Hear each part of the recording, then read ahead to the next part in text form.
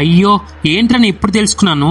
నేను పూరి జగన్నాథ్ టెంపుల్ కి హైదరాబాద్ లో తిరుపతిలో ఉన్నప్పుడు 2 times వెళ్ళాను. అక్కడున్న లోపల దేవుడి విగ్రహాల్ని బొమ్మల్లా కనపడితే ఏదో దేవుడిని దండం పెట్టుకొచ్చేసాను. అసలు లోపల ఉన్నది సాక్షాత్తు కృష్ణుడంట. సో మీరు తెలుసుకోవాలంటే ఈ వీడియో ఫుల్ గా చూడండి. హాయ్ ఎవరీవన్, నేను లక్ష్మణ్ పోల్శెట్టి. హైదరాబాద్ బంజారా హిల్స్ లో పూరి జగన్నాథ్ టెంపుల్ కి వచ్చాను. ఆ పూరి జగన్నాథ్ గురించి స్టోరీ చెప్తే చూసేసింది. సాక్షాత్తు శ్రీకృష్ణుడు జరా అనే వేటగాడు బాణం వేయడం వల్ల ఆ బాణం శ్రీకృష్ణుడు పాదాల బొట్టన వేలికి తగిలి శ్రీకృష్ణుడు మరణించాడు. శ్రీకృష్ణుడి శరీరాన్ని పాండవులు అంత్యక్రియలు చేశారంట. చేసిన అప్పటికి మన కృష్ణుడి గుండె ఆ మంటల్లో వెలుగుతూనే ఉందంట.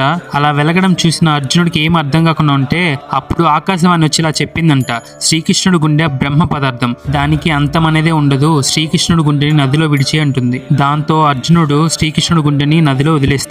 అలా వదిలేసిన శ్రీకృష్ణుడి గుండె ద్వారకా సముద్రం నుండి పూరి నగరానికి వెళ్తున్న సమీపంలోనే పూరి నగరంలో ఉన్న రాజుకి సాక్షాత్తు శ్రీకృష్ణుడు ప్రత్యక్షమయ్యి, నా బ్రహ్మ పదార్థం ఇటువైపు వస్తుంది, నా సోదరుడితో నాకు గుడి కట్టించమని అడుగుతాడు. అలా అడిగి శ్రీకృష్ణుడు మాయమైపోగానే అక్కడ నుండి రాజు సముద్ర తీరానికి వెళ్ళగానే ఆ బ్రహ్మ పదార్థం అలానే కనపడింది.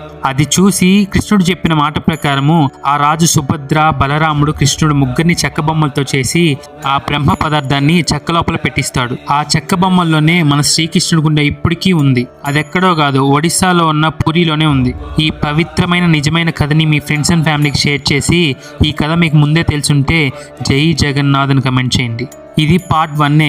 ఇంకా పూరి జగన్నాథ్ టెంపుల్ రహస్యాలని పార్ట్ 2లో పోస్ట్ చేస్తాను. ఇలాంటి వీడియోస్ మిస్ అవ్వకూడదంటే మన పేజ్ని కొంచెం సబ్స్క్రైబ్ చేసి పెట్టుకోండి. జై జగన్నాథ్.